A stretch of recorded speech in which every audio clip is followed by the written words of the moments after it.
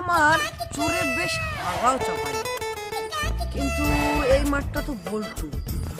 আমি যে শুনেছি যতদূর, বল্টু বলে একটা সিকিউরিটি রেখেছে। যাই আগে সিকিউরিটির চোখের আড়ালে আমি আগে হেগে আসি। হাগা খুব জোরে রেখেছে।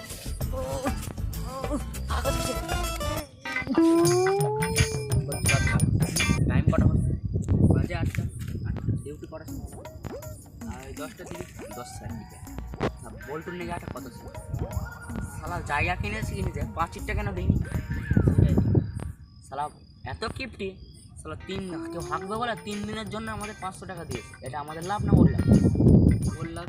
তাহলে আমরা কি গান বানাতে এতে খাচ্ছি সারা জেগে? সেটাই ওরা হাঁকতে গিয়ে ওরা বৌদি হালওয়ালা দেখতে পাচ্ছি, এটাই আমাদের লাভ।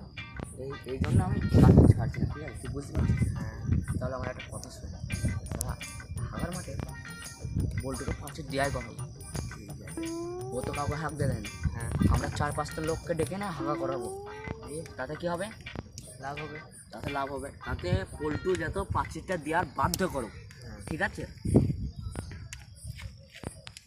চোরের হাগাও চাপাইল।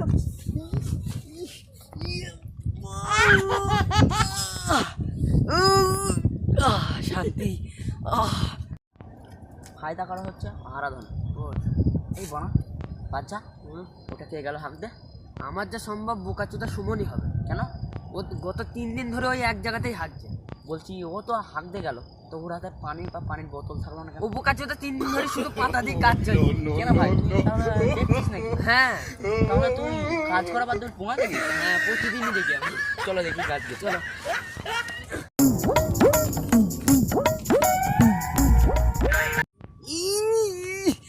ইমারা সিকিউরিটি গার্ড আসছে নাকি বাড়া? যাই বাড়া, টুম্পাবতীর নাম্বার দিয়ে দেবো, ভালো হয়ে যাবে।